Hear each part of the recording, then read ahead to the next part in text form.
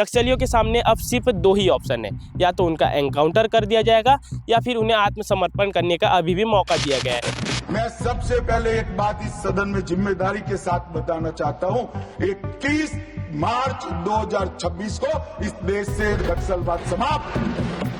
इस सरकार की जो डेडलाइन है 31 मार्च 2026, अब केवल 47 दिन ही बाकी है। साथ ही साथ विजय रेड्डी की पत्नी रूबी का भी इस क्षेत्र में सक्रिय होने का जो है दावा किया जा रहा है, यानी आत्मसमर्पण करने का मौका दे दे। यदि वो लोगों ने आत्मसमर्पण नहीं किया तो उसके बाद जो है सिर्फ एक ही रास्ता बचता है एनकाउंटर का। इस विषय पर इसकी जानकारी सार्वजनिक रूप से जब जारी कर दी जाएगी तो यह कहीं ना कहीं से सुरक्षा बलों के ऊपर प्रभावित करेगा। राजनांदगांव जिले में नक्सल अलर्ट को लेकर के जो है अब सर्चिंग ऑपरेशन और भी ज़्यादा जारी हो चुका है। आप लोगों को बता देना चाहेंगे कि सरकार की जो डेडलाइन है 31 मार्च 2026, अब केवल 47 दिन ही बाकी है।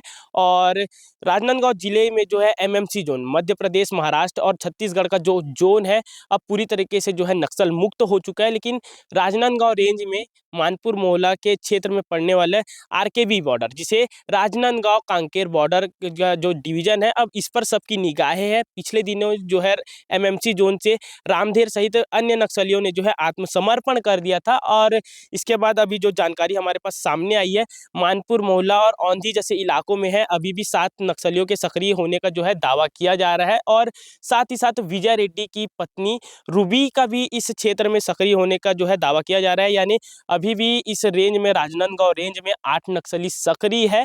और इन पर जो है लगातार जो है सर्चिंग ऑपरेशन द्वारा इनकी सर्चिंग की जा रही है, इनकी खोज करने की कोशिश की जा रही है। लेकिन नक्सलियों की संख्या कम होने के कारण घने जंगलों में ये आसानी से छुप पा रहे हैं।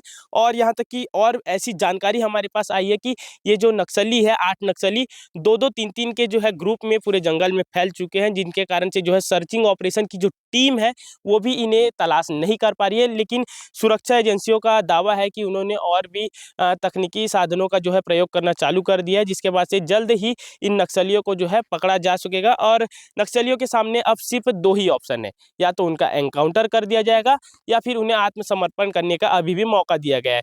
पिछले दिनों अमित शाह जी ने भी फिर से बस्तर पनडुब्बी के मंच से नक्सलियों को आत्मसमर्पण करने को कहा है, यानी कि कहीं ना कहीं से अभी 47 दिन बाकी है। और सुरक्षा बलों की पहली प्राथमिकता तो यही रहेगी कि वे उनको आत्मसमर्पण करने का मौका दे दे। यदि वो लोगों ने आत्मसमर्पण नहीं किया तो उसके बाद जो है सिर्फ एक ही रास्ता बचता है एनकाउंटर का। इस विषय पर भास्कर की टीम ने जब आईजी बालाजी राव से बातचीत करने की कोशिश की तो उन्होंने जो है सुरक्षा हवालों का जो है हवाला देते हुए कहा कि इस विषय पर किसी भी प्रकार से जानकारी साझा करना उचित नहीं है, क्योंकि ये एक खुफिया नक्सल ऑपरेशन है। और इसकी जानकारी सार्वजनिक रूप से जब जारी कर दी जाएगी तो यह कहीं ना कहीं से सुरक्षा बलों के ऊपर प्रभावित करेगा। और इसी कारण जो है इस खुफिया ऑपरेशन की जानकारी सामने नहीं आई। लेकिन सूत्रों से हमारी जो जानकारी सामने आई है उस पर आप लोगों का क्या कुछ कहना है? आने वाले समय पर नक्सल जो क्षेत्र है, अभी भी जो बॉर्डर के जो क्षेत्र है, उसमें क्या नक्सल एक्टिविटी पूरी तरीके से खत्म हो पाएगी या नहीं